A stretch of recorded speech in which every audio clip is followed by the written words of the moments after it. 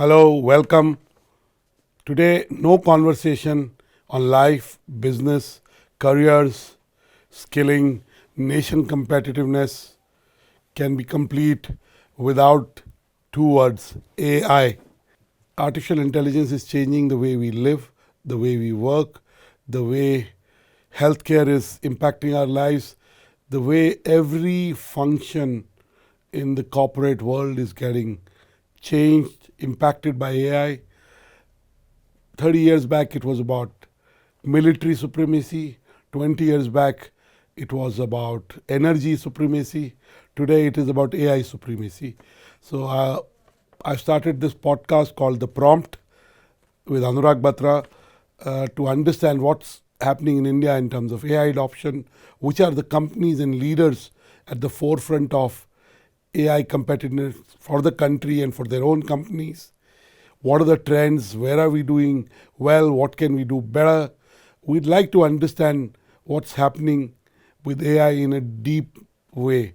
How are Indian organizations embracing AI? Where will be the future AI startups created in what value chain in the AI ecosystem? Who are the entrepreneurs and the companies that are truly AI and not just somebody who's added .ai to their name and is claiming to be an AI company? To get the first episode started, I have somebody who understands technology, leadership, transformation very well, and has now started an AI company, has the right credentials, has raised large amounts of money to be able to build this company, and is somebody who, in my view, also understands that the more AI grows, the value of human touch grows.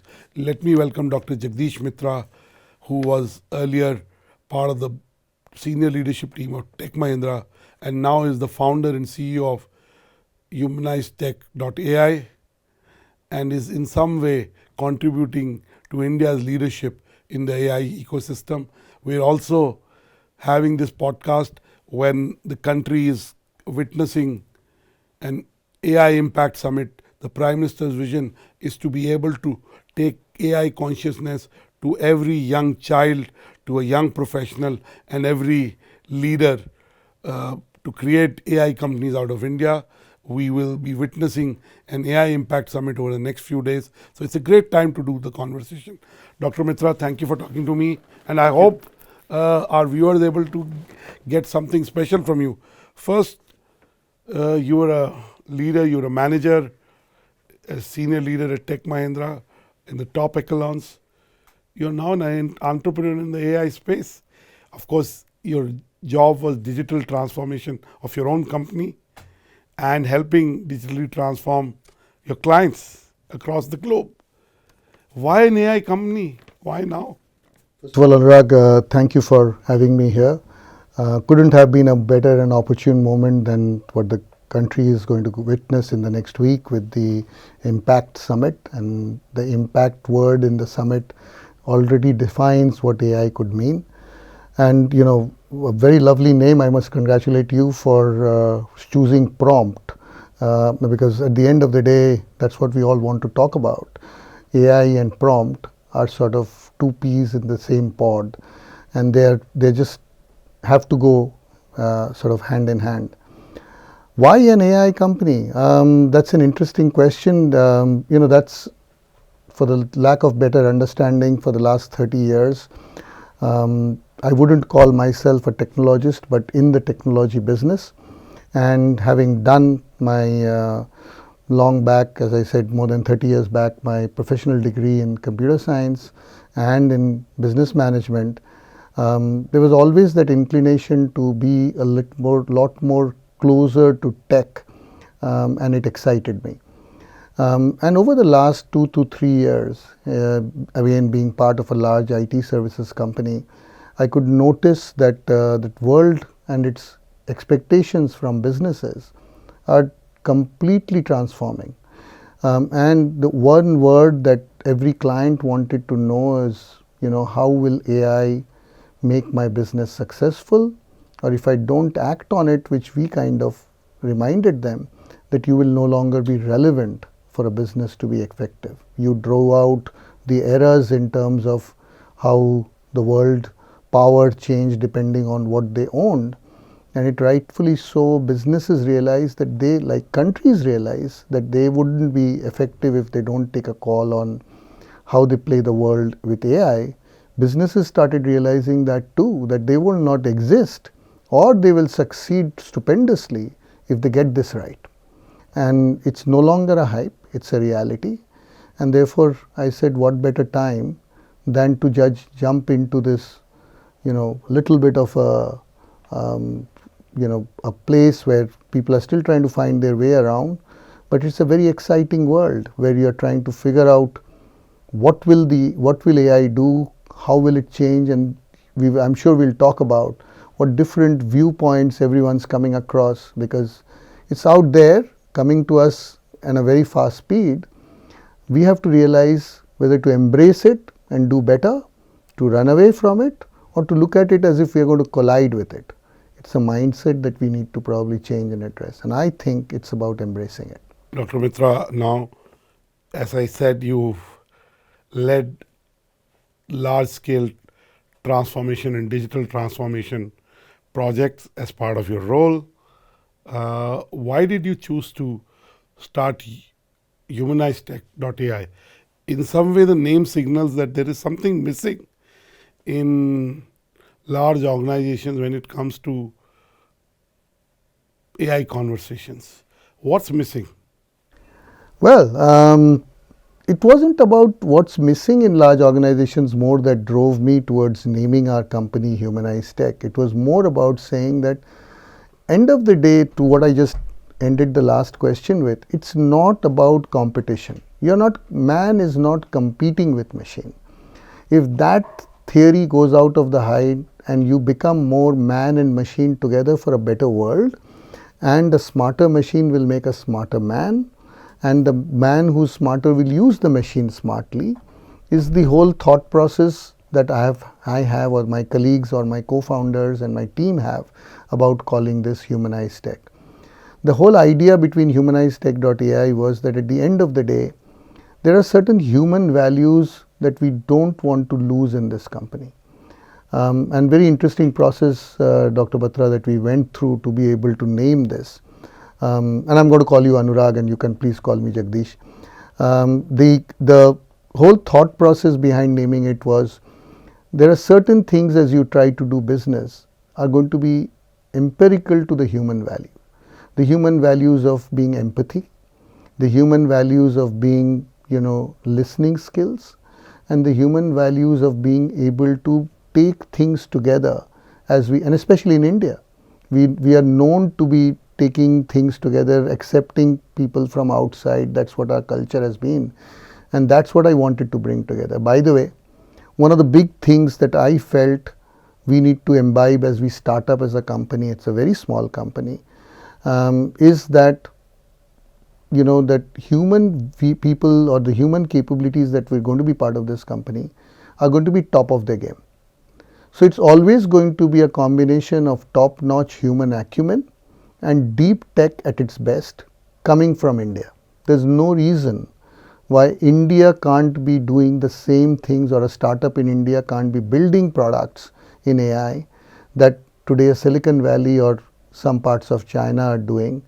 There's no reason. It's the same talent. I mean, I don't need to remind the oft-used line that, this guy is a CEO who was from India, this guy was a head of this who's from India. We all know that. But there are enough that who haven't made it to the valley, or don't want to go to the valley, or to anywhere else outside India. This world, we have to create an environment where this can create many such companies out of here.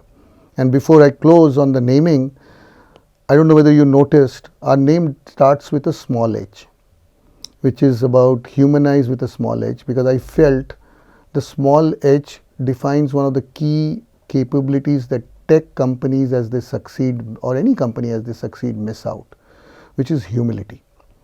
And therefore the small letter is, I felt, in a very sort of philosophical way, is less proud, is more humble than its bigger brother, which is the capital H. That was the thought process behind naming the company humanizetech.ai with a small Beautiful. Now, Dr. Mitra, let me go into a different territory. We know Silicon Valley produces certain kind of companies, certain kind of products, certain kind of entrepreneurs. There is something about Silicon Valley, the ecosystem, whether it's the private equity, venture capital, the incubators, the accelerators, role models that produces those kind of companies. If India had to leapfrog and create a Silicon Valley equivalent for the AI era, because it seems to us that right now, again, it's the Silicon Valley startups in AI that are leading and Chinese startups that are leading.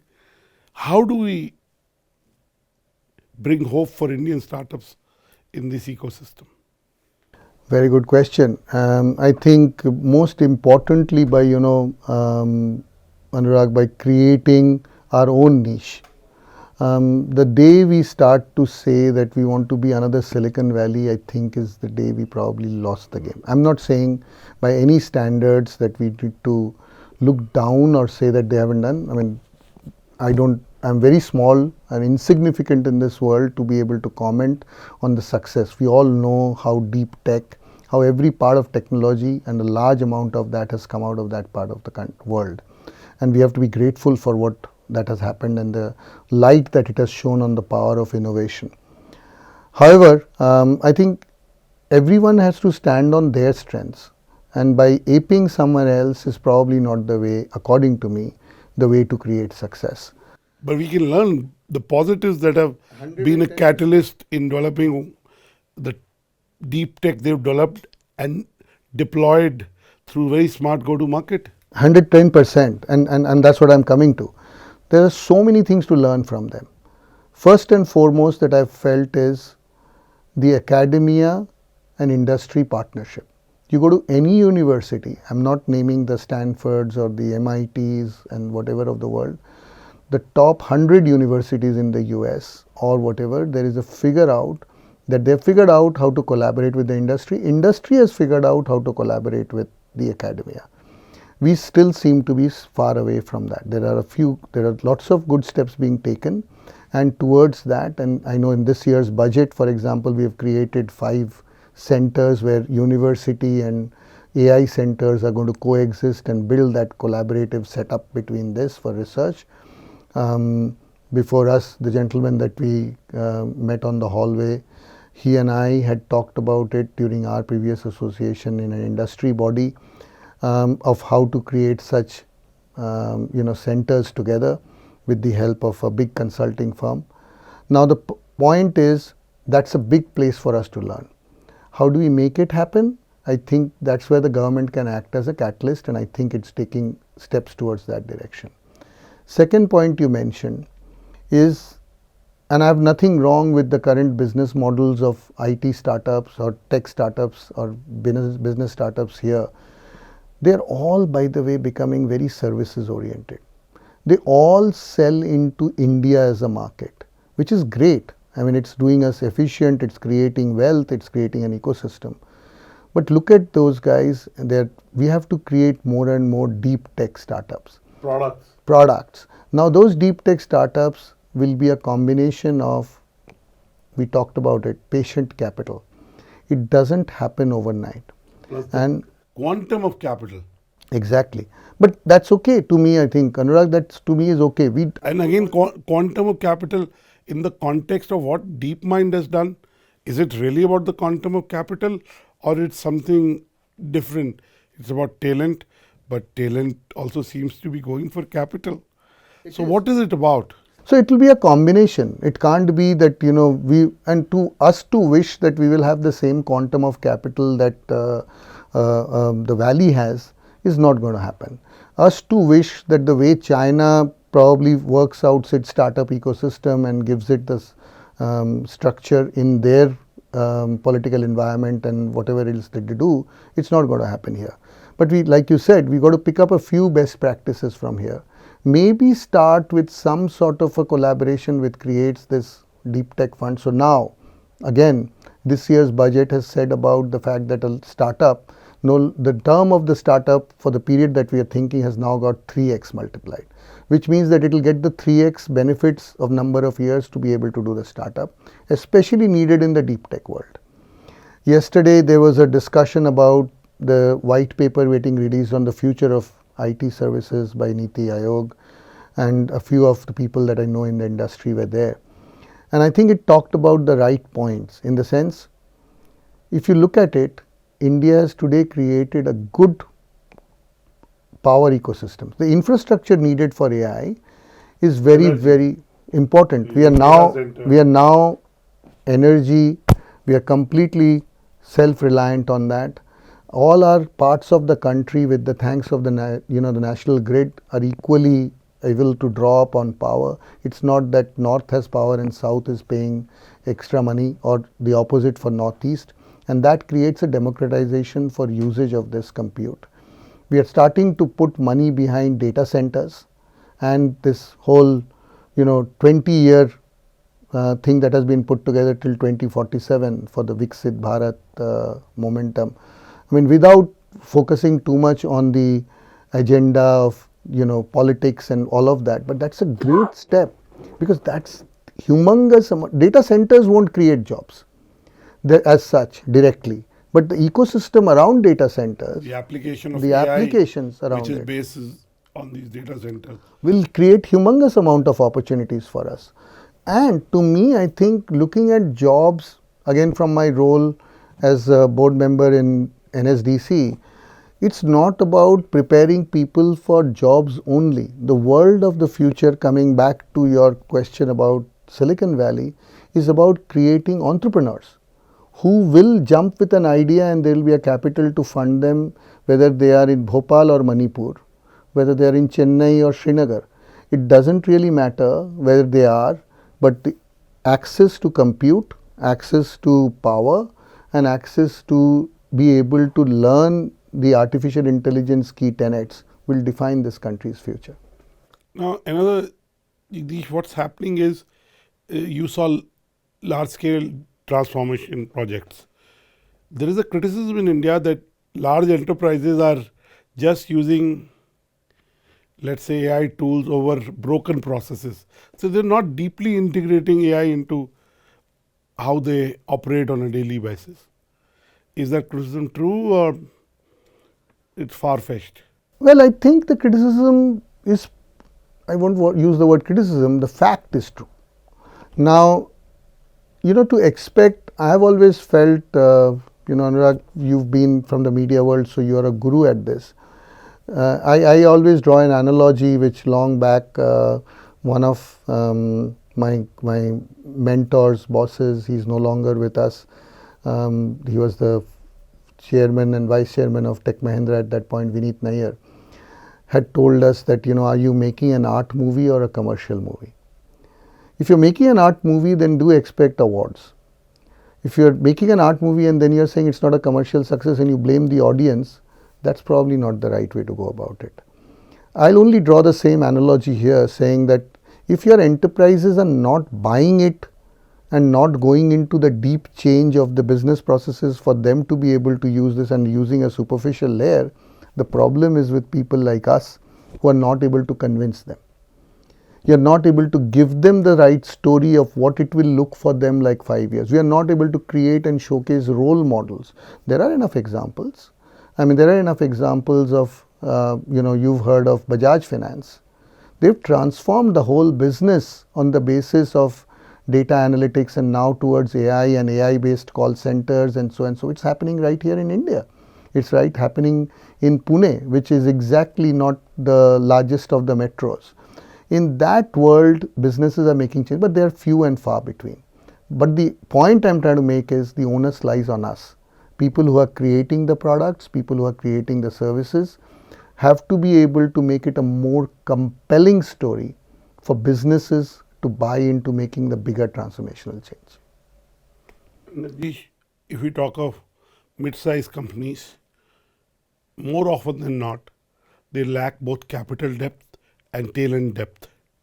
So how should they approach AI implementation, AI integration, AI transformation as compared to large organizations? Well, I think mid-sized companies have a great opportunity. Listen, the power of thinking is not dependent on mid-size or large size. It's here, and so to us, to be able to experiment and to be able to try out, the mid-sized companies should be the first ones who should try out startups. The large companies have sometimes a lot to lose. They may be slightly tepid in terms of saying that, if I use this, what if my data goes wrong? What if my this gets leaked? What if my assembly line gets hampered by this? There are too many what ifs. We become, by definition, and we become, as is true with age, it's true for large companies that they become risk averse. Mid-sized companies have this great potential. I mean, look at our country. I mean, you look around, whether there are, you must have heard about what's going on with Sarvam AI and stuff like that. And why limit yourself to what's coming out of India? There is enough coming out of globally. I mean, that's the first thing that you should not do, that, create a protectionist culture saying we need to buy only stuff from India. That I don't think we are suggesting. But all I'm suggesting is, the leadership in those mid-sized industries, those mid-sized companies, have to take that deep faith question. And I have had few reach out to me. I've had small hospitals, small banks, small set of companies that have come out to me and said, I'm worried. And some have come and said, I'm doing good, but I really want to do better than that guy because I know AI can help me do it. So look at what AI is telling us. It's telling us that for you to scale now, you don't need humongous amount of capital, big buildings and fantastic marketing budgets with billboards and television and so on and so forth. You can actually disrupt that if you are challenging the status quo. Your mindset of your leadership has to change to that. So again, Dr. Mitra, going into, there is so much of rush to use AI, co-pilots and automation layers. In your view, where is the real value pool that will happen over the next few years? Will it happen in the infrastructure side? Will it happen towards the model side? Will it happen in orchestration? Will it happen in data side? Or will it happen in the domain intelligence side? What is your view on it? Because you have a certain vantage point. Well, I think this has been talked a lot of time. There are 5 layers to this AI stack. The Jensen, the NVIDIA CEO, and so on and so forth. Everyone has talked about it many times. The whole power, etc. Then the chipsets, then the large language models, then the application marketplaces, and the end user applications where the co-pilots of the world work. By the way, what we are building out of humanized tech is also one, though I would think that we are building something which is way better than, way bigger and way larger in scale than Cursor or anti-gravity or Copilot or whatever. But that's my marketing sales pitch. But the point is that you'll have scale at every layer. We'll have to figure out, each company has to figure out, and the country has to figure out where they want to spend most of their money is. Like we've learned long back with our SWOT analysis, that where is your strength, where is your weakness and opportunity and threat, you apply that to this as well. Our strengths in this country, if you were to ask me for a country, is the maximum number of AI trained skilled people in this country. Our strength is that we have 65% plus people who are 35 years and below. That's a humongous strength in being able to create something, being able to drive that energy towards creating amazing types of technology and software. I'm sure you would have seen the Shark Tank interview of a 13-year-old right here in NCR who's building a health tech application, 13-year-old, and that access exists. So for us, I think to my point to your question is that it's going to be having impact across all fares. So there will be a challenger to NVIDIA, there will be a challenger to the large language models, there will be a challenger towards the Anthropics of the world, and there will be similarly a challenger to a humanized tech which is sitting on top of the Anthropics of the world. So to your question about Copilot or any of these, I think the answer would, business impact will happen across all these 5 layers. But at the end of the day, the first set of areas that has got most disrupted, incidentally and funnily enough, is the tech industry themselves. What does a Copilot do at the end of the day? What does a Git do, or what is Humanize trying to do? It's trying to automate and bring the whole aspect of development, business requirement, to analysis, to test case, to whatever the part that you do in an IT world, automate and automate and automate. But every business will have similar impacts across its life. I mean, I just told you an example of Bajaj Finance, where excuse me, where it has taken that story across and said, my X thousand calls are being answered by AI call centers. So you will have these across the board in every part of the business.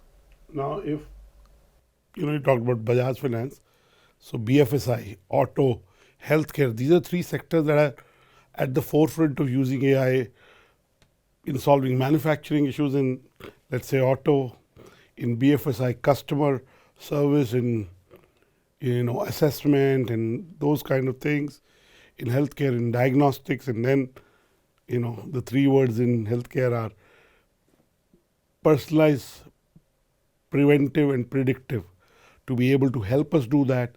But tell us, which are the other sectors that need to benefit, and you will see them benefiting over the next few years, where adoption right now is slower, but will happen very fast soon?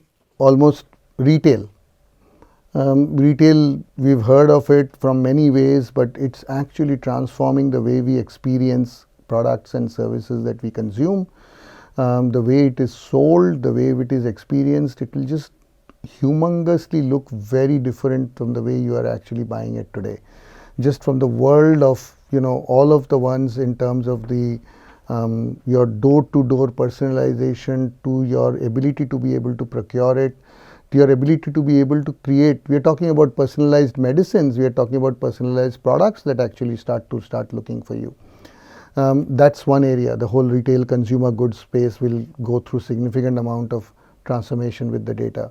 The second area would be look like transport. And transport, today's world is not about, to me, transport is not about just taking a plane or a train and going somewhere. What is the biggest challenger to transport? The biggest challenger to transport is the experience that your virtual world is going to provide to you.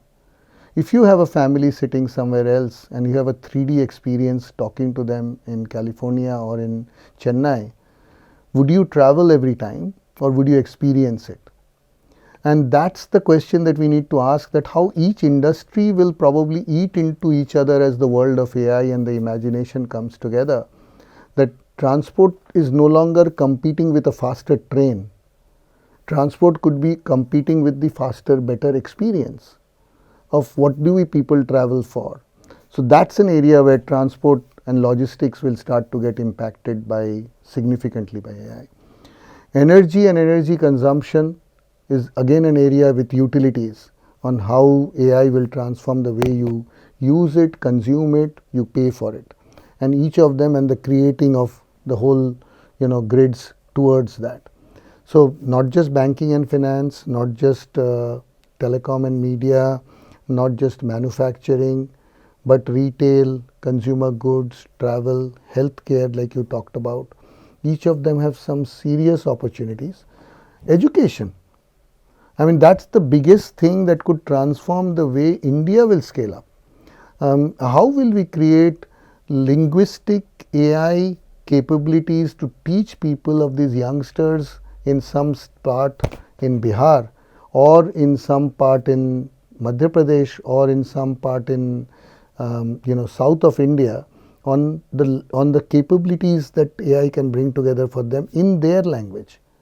So government's Bhashini project maybe, but it can scale up to many levels, where it can start to deliver that personalized education which you only need to be able to deliver the idea that you have in your mind. Mind you, where idea is not in short.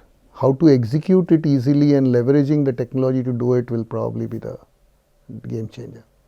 Now, One of the things about AI is that it may become so powerful that it may be misused.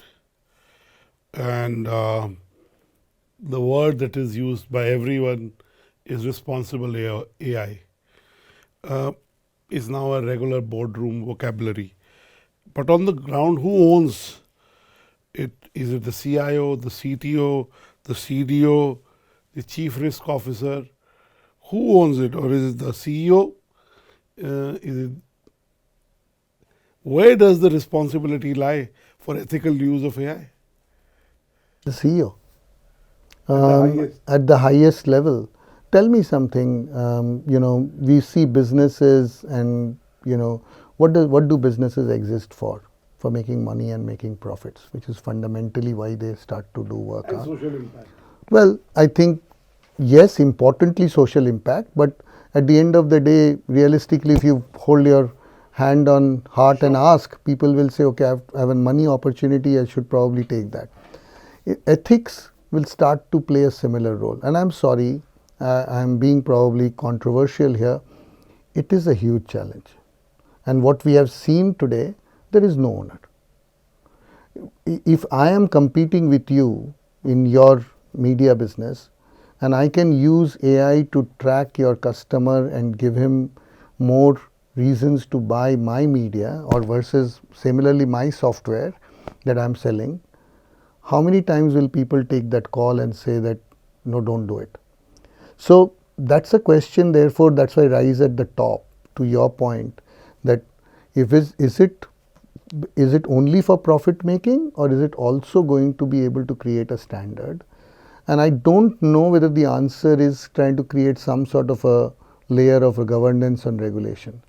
So this one I feel is like a really hot topic, which no one has an answer. We are talking the right language just to make sure people hear the right words.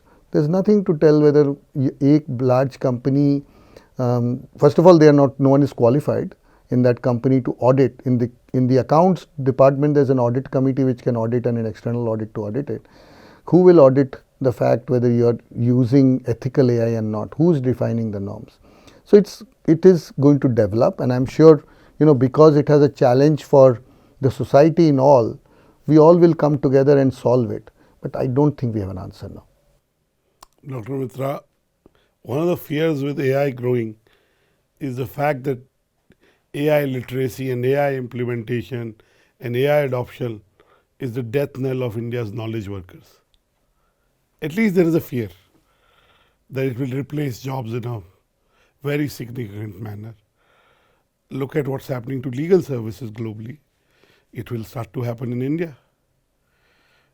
I can look at what's happening to consulting firms. I mean, I'm giving you two services example. Is this fear real? And how can we as Indians equip our knowledge workers right from the foundational education system, skill them better to be able to be not replaceable?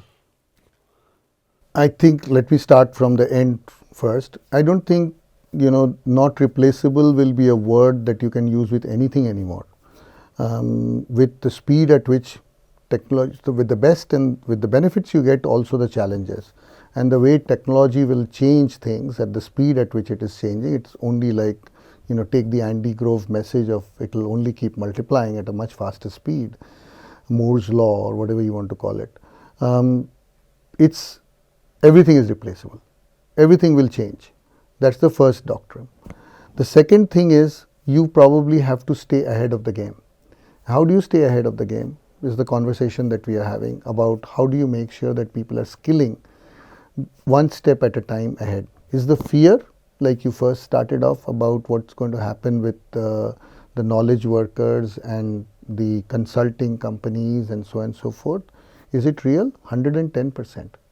It's 110% real, that fear. But is that something that we can't address? Of course we can address. How?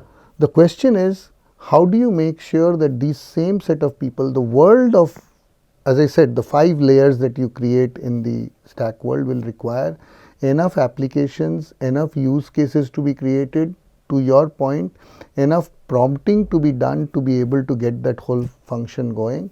And there is a lot of work to be done to make sure that the human element is using the tech element to be smarter. That human who uses the tech to be smarter will survive and knows how to use it to make sure that it will better, will thrive. Those who can't will have to probably pass away. So it will probably see a churn. It will see a churn in the way those who you think are actually very successful today in a particular degree or a qualification or whatever are probably not going to be successful anymore. There will be a very different lot who are probably skilled, and therefore that skilling is more important, of leveraging the technology better for their jobs faster and better will succeed. A farmer with leveraging AI, a teacher by leveraging education, a doctor by taking out a robotics surgery and being able to do the analysis, a media journalist who's probably being able to pick that and learn better and be able to look at the amount. I mean, all of us know the amount of advantage and knowledge. You'll surprised by the question about that. If you know how to use it, you will survive. If you know how to use it for your better growth, you will thrive. Otherwise, you will perish. Now, Jagdish, let me ask you this question. As I said, India has lots of AI native startups. What's their future? And sometimes we tend to focus on quantity a lot more than quality. And everybody is put a .ai and become an AI company. But as we talked about, will we be able to create product-centric companies? Does India have a role to play in this AI revolution, so to say? Where are we? Give us a reality check.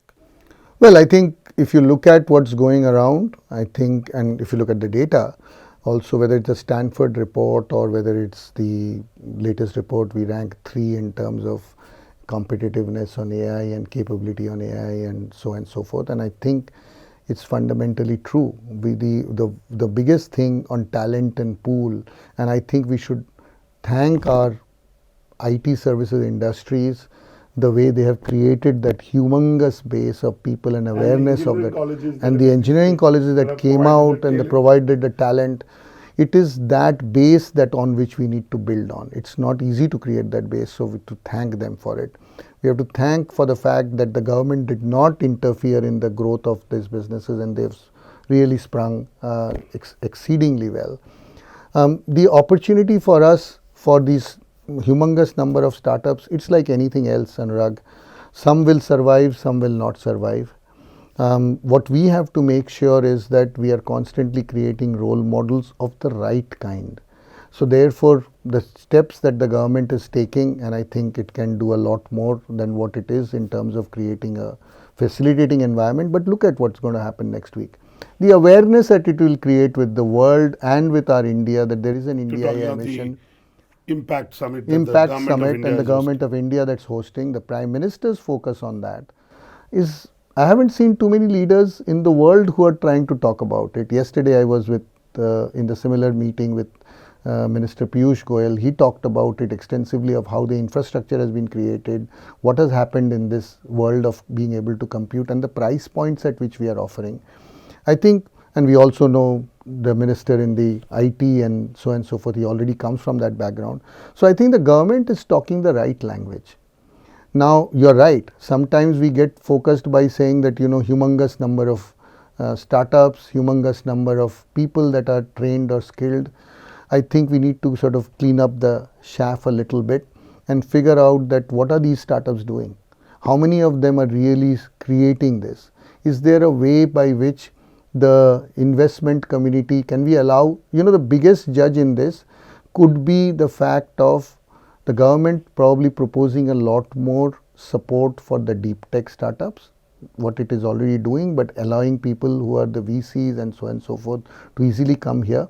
Because like one friend of mine once told me that, your idea, if your company is telling this idea is brilliant, just take it to a VC. If the guy is ready to fund, then the rubber hits the road. If he's not ready to fund, then it's a great story, but that's where it ends. So I think if you allow an environment where these people can come here and function, which is make it a little more of an easier path for them to come here, whether it is lowest of taxes or whatever else that we need to do, again as a government, as a facilitator, I think you will figure out that amongst these thousands numbers that we are talking about, which ones actually are making sense. Because they are the ones जो in Hindi जैसे पैसा लगा रहे हैं तो उनको पता चलेगा कि ये is this going to do the right job for me or not. And I think that's the way to forward, to allow these people to come who will qualify. You can't put a government job can't be about highlighting whether this is deep tech or that is deep tech. Out of 60,000, 5,000 are good or bad. Who will assess it? That's the So market will assess. But Dr. Mitra, if you had a wish list for India's AI competitiveness, what would be that? Well, I think strengthen our skilling program on outcomes, not on numbers, because we have a humongous talent base and we should probably be able to leverage that extensively, be the talent capital of the world. Should we have an AI minister? Well, I don't know. I think sometimes these are jargons that are probably more a brand thing, but No, sometimes the nomenclature also brings the focus. It brings the attention. Of course, the work needs to be done. And I mean, the government is doing what it's doing without having an AI ministry. The Ministry of Information Technology and Telecom, the PMO, and the Prime Minister himself are very focused. So that's why I said that I start an AI ministry in India. Maybe. I mean, I think, we have a AI mission and so forth, on which we have a CEO who is running it. I think it's maybe a time for us to call out an AI ministry. I personally don't know how, I'm personally against just putting names against things for the sake of some countries having done it, and therefore we should do it. I'm more keen to understand that what will it do differently? What is the objective? Then if it helps to create a different function, that will get to do it independently. And by the way, AI by itself will not be able to work independently. It will have to work with multiple of these industries and functions to make it successful. So to answer to your question, I don't know. I don't think it makes a huge difference unless you have figured out what you need to do for that ministry. And to me, to answer to your first question about what is my wish list, so that's what I first said about skilling. Second is about patient capital. How do I bring in more patient capital and promote? Long-term capital. Yes, no long-term capital. And how do I promote companies that are not just about servicing the market demands of India, but also are big foreign exchange earners from not just from a foreign exchange perspective, but they are a brand outside India. So they are relevant outside India. Otherwise, you are becoming a services to help you with, and again, please, great work. It's great done. But you are helping food delivery to this, which are all amazingly great jobs and very successfully done. They're all unicorns and so on and so forth. But how much are these businesses in itself relevant? And this is where we need to learn from the Silicon Valleys of the world. More than 50% of their revenues are coming from outside America. So how many of our companies are generating that much more revenue from outside our country? Are they relevant? Those IT services companies were, whether we call them cheap labor or whatever you wanted to call them, but they were a big catalyst and they continue to be a big catalyst for those businesses. And that's how they have been able to leverage. Our deep tech startups have to be seen in the same light. Dr. Mitra, give us names of 2, 3, 5 companies other than yours in the Indian AI ecosystem that you have hope from. Of course, there are many in stealth mode, many you may not have discovered yet, and who knows who will kind of win in the race, but companies that are visible on the horizon. There are quite a few. I don't think I can name all of them, but I can tell you what kind of. So we've all talked about Sarvam AI and stuff that it's doing. I think there are fundamental things happening in Bhashini that's probably great for this. I think the work that's happening on ONDC itself is an amazing piece of work with obviously deep tech, machine learning, AI all going behind it. I know there are companies that are creating autopilot type of software, in rather, autonomous software for Indian environment. In Now, Indian languages. in Indian languages, and those are, I think, companies that are going to transform the way we leverage, operate, and use technology. And they are just amazing amount of innovation that's happening. I mean, there's no doubt, while we talk about the game of numbers, the scale of innovation and the thought process, including that 13-year-old that I'm absolutely amazed by, is brilliant. And I think those are there are many, Anurag, that will just transform the way we work with. I only continue to hope and believe that we are going to create many more deep tech ones, not wanting to be the next Google or next Microsoft or the next Chat GPT. We don't want to be the next of anything. We want to be the first of something. And that something should come out of here. My last two questions. First, what is your own usage of AI tools, both personally and professionally, which gives you an indicator of the potential that exists? How has utilizing AI tools and AI agents fundamentally changed the way you work? Has it changed, first of all? Oh, definitely. First, it changed because I had no other option. Leaving a corporate job where you had many people do many things for you, and you're coming into a startup where you have to be really frugal about, where your money is going, and it better go into the product development and all that kind of stuff. Using your personal assistant, which is AI based for me today, my calendar management, to my meeting setup, to my knowledge repository, to my research, to related to all of this is all AI. I have no way to do it other than this. So, as they say, necessity is the mother of invention, and we advised thousands of people in my last role of saying how to use AI, but people said, okay, okay, there's someone else to do my job. Why should I bother doing it now?